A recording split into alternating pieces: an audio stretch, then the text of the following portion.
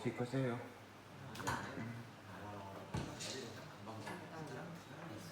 Sama boleh. Aku udah pada.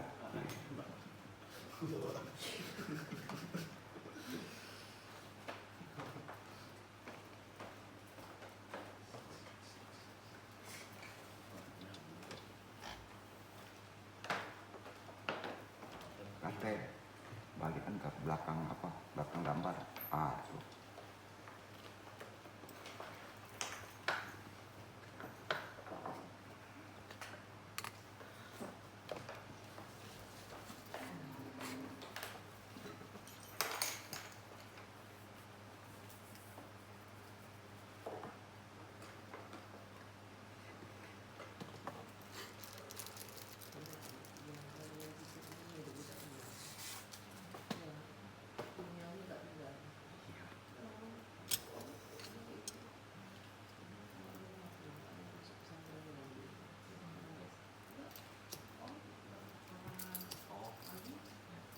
Orang libur rupanya beliau. Ya. 2 hari. 3 hari om. Besok libur juga, Rabu libur. Banyak keluar kota orang-orang. Firaun.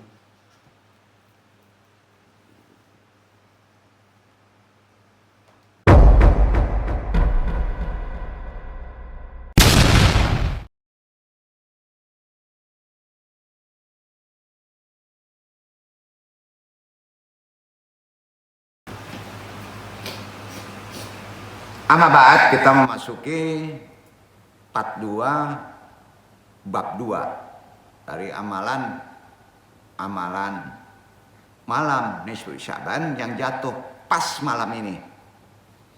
Jadi salah satu hikmah yang didapat dari para waliullah tadi umum, yang 4 tadi ada kitabnya, lebih cenderung ke umum. Ini bisa dijadikan ibrah pemahaman kita lebih dalam dari amalan yang tadi. Khususnya peristiwa Isra wal Mi'raj. Bagi umat Islam adalah diwajibkannya sholat 5 waktu. Lebih menitik beratkan kepada sholat 5 waktu. Isra wal Mi'raj, Nabi Muhammad dan umat muslim belum atau tidak melaksanakan sholat. Sebenarnya sholat itu diwajibkan kepada Nabi Muhammad sejak awal diangkat Nabi menerima wahyu, bukan saat Isra wal Mi'raj. Wahyu pertama, Iqra bismi rabbika, itu ada perintah sholat. Hal ini ditegaskan dengan hadis riwayat Ahmad bahwa annal Jabrilla at-tahu fi awali ma wahiya ilaihi wa alamahul wudu'u wa sholatu. Jibril datang kepada Rasul ya, ketika menyampaikan wahyu pertama dan langsung mengajarkan Rasul wudu dan sholat. Hadis riwayat Ahmad dan Ad-Daraqutni. Jadi sudah diperintahkan sebelum Isra Mi'raj wudu dan sholat wajib tuh pada Nabi. Ibnu Rajab Al-Hanbali dalam kitab Fathul Bari Syarah Sahih Al-Bukhari menyatakan kewajiban sholat dimulai sejak Rasulullah menerima wahyu pertama. Titik poinnya gitu. Ya, bahkan Rasul dan Siti Khadijah sudah sholat sebelum sholat 5 waktu diturunkan wajib kepada umat. Tidak hanya itu, para sahabat juga sudah sholat sebelum Isra Mi'raj. Tapi perbedaan waktunya berbeda. Pertanyaannya, berapa kali sebelum Isra Mi'raj? 2 kali. Cuman 2 kali. Kalau yang diwajibkan 5 kali. Ada hadisnya. Diperintahkan Rasulullah untuk mengerjakan sholat dan berbuat baik. Ada kitabnya dari Ibnu Rajab, salah satu beliau menulis, waqala Ibnu Abbasin hadatani Abu Sufyan fi haditihi Hirqalin faqala yamuruna yanin nabiyya sallallahu alaihi wasallam bil salati wasidqi wa afafi. Ibnu Abbas berkata dari Abu Sufyan tentang hadis Heraklius bahwa Nabi SAW memerintahkan kami sholat, jujur, dan menjaga harga diri. Jadi menurut Ibnu Rajab, riwayat ini menunjukkan Rasulullah sejak awal sudah memerintahkan pula umatnya untuk sholat. Kemudian berkata jujur, sidik, dan menjaga harga diri. Bahkan ia sendiri juga melakukan hal yang sama sebelum adanya kewajiban sholat 5 waktu. Ibnu Rajab menegaskan pula di kitabnya wal ahadithul dalatu ala an-nabiyya sallallahu alaihi wasallam kan yusalli bima kata qabla al-isra'i khatiratun. Hadis yang menunjukkan Nabi mengerjakan sholat sebelum Isra Mi'raj ini banyak, tapi yang disampaikan yang sahih. Ya, dari penjelasan tadi dapat dipahami bahwa perintah mengerjakan sholat sudah ada sebelum peristiwa Isra wal Mi'raj. Namun pertanyaannya sekarang untuk ikhwan awat ketahui, bagaimana bentuk sholat yang dikerjakan Rasulullah? Berapa rakaat dan kapan saja waktunya? Tentunya berbeda. Jadi merujuk pada penjelasan Ibnu Rajab dalam Fathul Bari, beberapa ulama berbeda pendapat terkait bagaimana sholat Rasul sebelum Isra Mi'raj. Tetapi yang paling penting, seluruh ulama membuktikan bahwa kewajiban sholat sudah ada sebelum peristiwa Isra wal Mi'raj. Sampai-sampai Ibnu Rajab menyatakan, lakin qad qila innahu kan qad farada alaiha raqa'ataini fi awalin nahari wa raqa'atain fi ukruhi faqat wa qala qutadatu kan badusu sholati raqa'ataini bil gadati wa raqa'ataini bil asyi. Tetapi ada yang mengatakan bahwa sholat yang diwajibkan pada Rasul pada awalnya adalah 2 rakaat subuh dan 2 rakaat waktu malam. Jadi waktunya cuma 2, Isya dan subuh. Di Isya juga cuma 2 rakaat. Sampai? Jadi di sini kita mendapatkan pemahaman sebelum Isra Mi'raj ternyata sudah diwajibkan sholat, cuman waktunya Isya dan subuh, rakaatnya 2. Jadi sholat pertama kali adalah 2 rakaat subuh dan 2 rakaat Isya. Itu kesimpulannya. Jadi dengan demikian perintah sholat pertama kali tidak langsung 5 waktu. Pada wahyu pertama kali turun, tetapi hanya 2 kali sehari, yaitu 2 rakaat di waktu subuh dan 2 rakaat di waktu Isya. Nah ini tolong sampaikan ke yang lain. Banyak ulama yang kurang paham perkara ini. Ya. Jadi kemudian masih ada pertanyaan. Kira-kira sholat apa yang dikerjakan Nabi ketika itu namanya? Sebagaimana diketahui, sebelum Mi'raj, sebelum dapat perintah sholat 5 waktu, sebelum naik ke atas, Rasulullah berhentikan di Baitul Maqdis, ya, untuk mengerjakan sholat. Kan itu sejarahnya. Hal ini ada riwayatnya dan ada hadisnya tentang Isra Mi'raj. Salah satu penggalan hadis tersebut adalah sebagai berikut, panjang nih. Tsumma daqatul masjida fasallaitu fihi rak'ataini. Kemudian Rasul masuk masjid dan sholat 2 rakaat. Alimul Aqari, seorang syekh, menukil membuat kitab namanya Mirqatul Mafatih. Menjelaskan di kitab itu hadis ini mengatakan begini kata-katanya. Ai tahiyatul masjidi.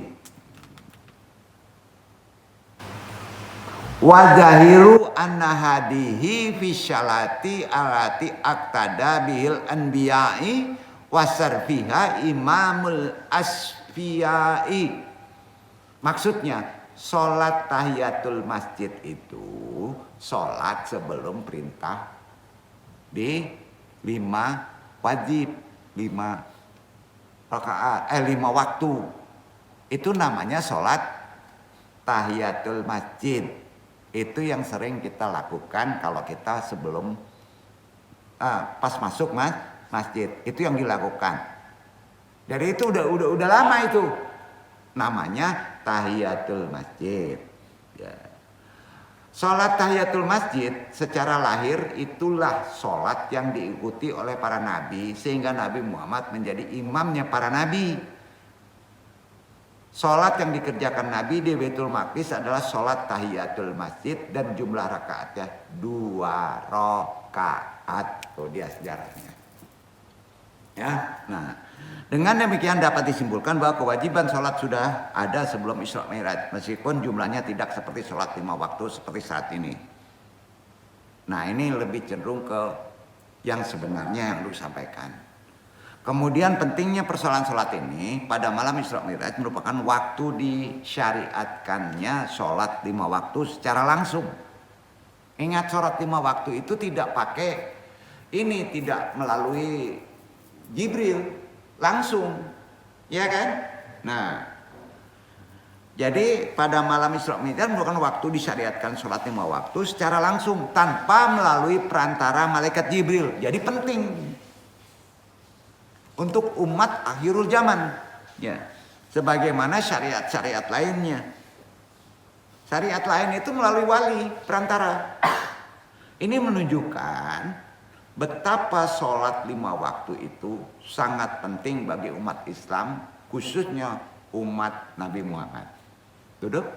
Nah, Syekh Abdul Qadir Jailani, beliau menyebutkan malam nisfu Syaban adalah malam yang disebut Lailah Mubarakah, yaitu malam yang diberkati Allah. Ulama yang bertitel Sultanul Aulia, artinya pemimpin para wali, menyatakan wa minha summiya lailatal bara'ati mubarakatan lima fiha min nuzuli rahmati wal barakati wal khairi wal afwi wal gufrani li ahlil ard. Itu kata Syekh Abdul Qadir Jailani. Nah, ini sudah ala wali. Lebih tinggi lagi. Dikatakan bahwa malam nisfu Syaban disebut malam pembebasan. Malam pembebasan. Karena di dalam terdapat 2 pembebasan. Jadi kita setidaknya kalau sholat ini ada 2 pembebasan kita. Yang pertama, bebas untuk orang yang celaka dari siksa Allah yang sudah ditetapkan. Sampai enggak? Jadi bisa merubah takdir. Yang kedua, pembebasan untuk para kekasih Allah dari kehinaan. Kalau ditakdirnya hina, ya, maka bebas. Ini sandarannya ada di kitabnya Gunjah Al-Talibin. Bab 3 halaman 283. Silakan baca. 2 pembebasan, maka disebut tahiyatul masjid. Duduk. Nah, kalau kita malam itu sebenarnya di Isya sama. Ya, tapi sebaiknya tengah malam. Karena itu disebut, orang sering menyebutnya sholat tahajud. Di situ hikmahnya ada 2 pembebasan. Ya. Itu menurut para wali, termasuk Sultanul Aulia, pemimpin para wali, yaitu diwakilkan oleh Syekh Abdul Qadir Jailani yang mendapatkan 2 nasab. Ya, nah, turunan langsung dari Rasulullah. Karena itu dianjurkan untuk memperbanyak setelah sholat 2 rakaat zikir, kemudian sholawat, doa di malam yang penuh rahmat tadi, mubarakah tadi, khususnya malam sekarang. Ya. Atau sampai masuk ke Ramadan.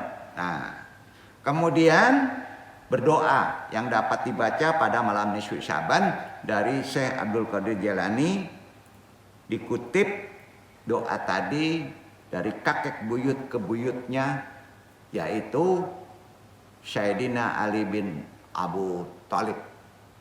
Ya, nah, doanya Andung baca secara cepat saja.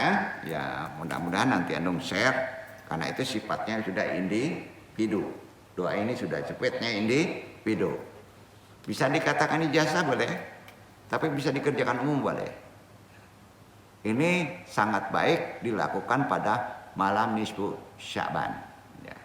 Allahumma sholli ala Muhammadin wa ala alihi mashabihil hikmati wa walin nikmati wa madinil ismati wa simi bihim min kulli syu'in wala taquzni ala giratin wala ala ghaflatin wala taj'al awaqiba amri hasratan wa nadatamatan warda'ani fa inna maghfiratal lidi dalimin wa ana minad dalimina Allahumma ighfirli ma la yudluka wa atini ma la yanfa'uka fa innaka al-wasi'atu rahmatuhu al-badi'atu hikmatuhu wa atini asya'ata wad a'ata wal amna was-sihata wasyukra wal mufata wat taqwa wa afrikas syabra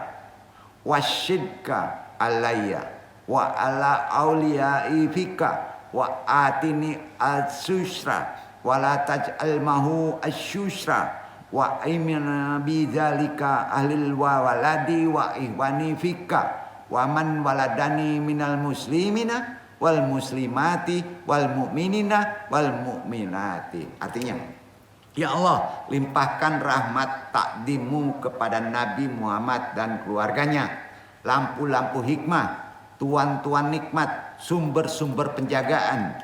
Jagalah aku dari segala keburukan lantaran mereka. Janganlah engkau hukum aku atas kelengahan dan kelalaian. Janganlah engkau jadikan akhir urusanku suatu kerugian dan penyesalan. Ridhoilah aku, sesungguhnya ampunanmu untuk orang-orang zalim dan aku termasuk dari mereka. Ya Allah, ampunilah bagiku dosa yang tidak merugikanku. Berilah aku anugerah yang tidak memberi manfaat kepadamu. Sesungguhnya rahmatmu luas, hikmahmu indah. Berilah aku kelapangan, ketenangan, keamanan, kesehatan, syukur, perlindungan dari segala penyakit dan ketakwaan. Tuangkanlah kesabaran, kejujuran kepadamu, kepada kekasih-kekasihku karenamu. Berilah aku kemudahan dan janganlah jadikan bersamanya kesulitan. Liputilah dengan karunia-karunia tersebut kepada keluargaku, anakku, saudara-saudaraku karenamu dan para orang tua yang melahirkanku dari kaum muslimin, muslimat serta kaum mukminin dan mukminat. Syekh Abdul Qadir Jailani, kitabnya Al-Gunyah Al-Talibin juz 3 halaman 249. Itu doanya. Nah, memang banyak sekali ditemukan doa yang dapat dibaca pada malam nisfu Sya'ban. Banyak. Silakan lihat di Mbah Google. Bertumpuk itu. Bahkan doa itu dapat dibuat sendiri lagi. Tapi saran Ando, buat sendiri sesuai hajat boleh masing-masing, tidak dilarang di malam-malam sekarang. Namun akan lebih baik bila doa atau amalan tersebut jelas ilmunya, ada gurunya, tahu waktunya, diilmui. Betul kan? Nah, tentunya dari ulama atau orang-orang yang paham dan orang-orang yang mempunyai pilihannya itu thalibul ilmi. Nah, nisfu Sya'ban adalah malam yang jatuh pada tanggal pertengahan bulan Sya'ban. Nung terangkan dulu lebih jelas. Umat muslim memperingati malam ini dengan ibadah, doa, harapan akan dapat keberkahan Namun banyak yang masih bertanya, apa arti nisfu Sya'ban sebenarnya? Makna sejarah, utama nisfu Sya'ban, serta bagaimana kita dapat manfaat malam tersebut dengan baik. Apa itu nisfu Sya'ban? Ini sudah Andung dasari di kajian risalah sebelumnya. Iya kan? Arba'atu ashurin asruhul hurum fita alimil islamiyati. Nah, hari Jumat. Nah, 4 bulan yang dirahmati dalam ajaran Islam. Itu isinya. Pengertian dari malam, sejarah, peristiwa, hikmah, nisfu Sya'ban secara jelas. Ya. Nah, arti nisfu Sya'ban secara harfiahnya ya. Nisfu Sya'ban berarti tengah. Artinya apa? Tengah bulan Sya'ban. Dalam kalender Islam, bulan Sya'ban adalah bulan yang berada antara Rajab dan Ramadan, tengah-tengahnya tuh.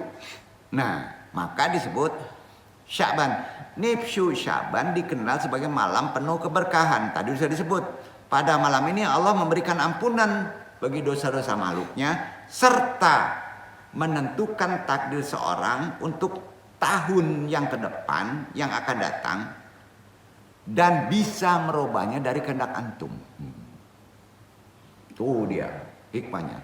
Bagi sebagian umat Islam yang paham malam ini, jelas sangat istimewa. Ya. Untuk bisa mendekatkan diri kepada Allah, memperbanyak beribadah kepadanya. Dalam sebuah hadis diriwayatkan oleh Ibnu Majah, Rasulullah bersabda, "Falailatul nisfu Sya'bana yanjilullah illa syama'i dunya fayakfirul li ibadihi thayyibina ila man asraka au hakidun." Ya. Pada malam nisfu Sya'ban, Allah turun ke langit dunia. Allah yang turun ke langit dunia dan mengampuni dosa-dosa hambanya. Jadi kesempatan pas itu sekarang sampai ke Ramadan. Nah, yang bertobat kecuali orang musyrik atau orang yang menyimpan dendam, nggak boleh, nggak akan tuh. Itu kekhususannya. Hadis ini menggambarkan betapa pentingnya malam nisfu Sya'ban sebagai waktu yang penuh berkah, di mana doa kita mudah dikabulkan oleh Allah. Karenanya hikmah dan keutamaan nisfu Sya'ban bagi umat Islam bukan hanya sebatas malam biasa, tapi penuh dengan hikmah. Dan yang paling pokok apa? Ada doa kehendak untuk merubah takdir antum setahun ke depan. Kita nggak tahu apa kata antum setahun itu bisa mati, rezeki antum seret, belum dapat jodoh. Nah, ini kertas oleh berilmu, maka diilmui. Salah satu hikmah terbesar adalah kesempatan untuk mendapatkan pengampunan dari Allah, permohonan perubahan takdir buruk, itu yang paling poin. Mohonkan kepada Allah takdir buruk berubah menjadi takdir baik. Nah, pertanyaan yang jomblo bisa dikatakan takdir buruk gak? Iya kan? Nah, kalau sudah waktunya, malam ini diyakini, dan memang harus diyakini, sebagai waktu di mana Allah turun ke langit bumi, langsung mengabulkan doa-doa antum yang mau mengamalkannya. Paham? Kesempatan gak? Kesempatan kan? Nah, kok sepi ya? Hati-hati, kalau orang melakukan hal yang beresiko pada malam ini, beresiko nanti. Bahaya itu kelipatannya. Jadi pada malam nih Sya'ban, umat Islam juga diberikan kesempatan untuk bisa memperbaiki diri dan merubah perubahan takdir buruk. Nah, dengan begitu setidaknya kita mendapatkan sisi keilmuan. Beberapa amalan yang perlu Undung sampaikan secara runut. 1. Sholat sunat tahajud. Amalan sudah Undung sampaikan. Melaksanakan sholat malam tahajud adalah salah satu amalan yang sangat dianjurkan pada malam nisfu Sya'ban. Rasulullah sendiri sering memperbanyak sholat pada malam ini. Sholat tahajud pada malam ini menjadi salah satu cara untuk bisa mendekatkan diri kepada Allah dan bisa merubah takdir buruk kita. Kedua, berdoa dengan khusyuk salah satu keutamaan adalah malam nisfu Sya'ban adalah peluang berdoa.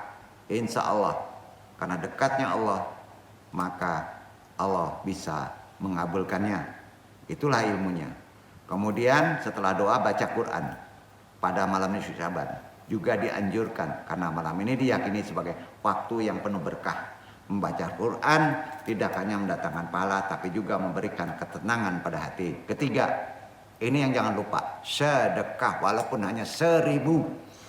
Memberikan sedekah pada malam nisfu Sya'ban selama bulan Sya'ban dianggap sebagai bentuk amal yang sangat mulia, karena sedekah di malam ini tepat waktunya bisa membawa keberkahan yang lebih besar untuk 11 bulan terkait rezeki antum. Para wali Allah, orang-orang yang dekat dengan Allah, memiliki kedudukan yang tinggi di sisinya, tentu tidak menyia-nyiakan malam nisfu Sya'ban. Itulah pentingnya. Karena itu ada beberapa hadis yang perintah tadi amalan, nanti baca sendiri. Kemudian ada perintah hadis dalam lebih dalam lagi secara wali Allah dengan zikir yang sering kita amalkan. Yang paling tepat adalah tadi sudah antum baca, ya. Karena Allah bersabda, Rasulullah bersabda, man lazima li astaghfara ja'alallahu lahu min kulli dakin makhrajan wa min kulli hamim farajan wa razaqahu min haitsu la yahtashibu. Barang siapa yang selalu beristighfar, maka Allah akan memberikan jalan keluar baginya dari setiap kesulitan dan memberikan kelegaan baginya dari setiap kesusahan dan memberikan rezeki baginya dari arah yang tidak disangka-sangka, tepatnya pada Sya'ban itu. Hadis riwayat Abu Daud bernomor 1518, Ibnu Majah bernomor 3819. Hadis ini jelas sahih. Jadi amalan ini banyak istighfar saja Allah sudah tahu kehendak antum, dan itu bisa merubah takdir antum, dan itu terkait hadis yang sahih. Karena banyak amalan nisfu Sya'ban yang tidak sesuai. Ya, boleh-boleh saja tapi hanya dapat pahala capek. Dengan memperbanyak istighfar pada Allah, jelas-jelas tadi. Selanjutnya para wali Allah memperbanyak selawat. Ya, karena di Sya'ban bulannya bulan Nabi. Man sholla alaiya sholatan wahidatan sallallahu alaihi wasallam asyram. Barang siapa yang berselawat kepadaku 1 kali, maka Allah akan berselawat kepadanya 10 kali. Itu tepatnya di Sya'ban. Hadis riwayat Muslim nomor 408. Itulah jadi Sya'ban adalah sebuah malam yang penuh dengan rahmat, ampunan, perubahan takdir. Bukan hanya sekedar tanggal 27 bulan Sya'ban hari ini, tetapi memiliki makna yang sangat dalam. Itu gunanya antum jabarkan, karena di sana ada keberkahan. Semoga dengan memperbanyak ibadah pada malam nisfu Sya'ban dan kita mengilmuinya sampai memasuki Ramadan, kita menjadi lebih bagus puasa kita di bulan Ramadan dan Allah meridhoinya, dan juga mendapatkan takdir yang baik dan hidup yang penuh keberkahan di masa depan. Wabillahi taufiq hidayah, banyak maaf. Wallahu a'lam bishawab. Wassalamualaikum warahmatullahi wabarakatuh. Ramadan zamanul barakati, Ramadan zamanul hasanati, Ramadan zamanul barakati, Ramadan zamanul hasanati, Ramadan majalus salawati tasmulin nafs. Ramadan tiba, Ramadan tiba, Ramadan tiba.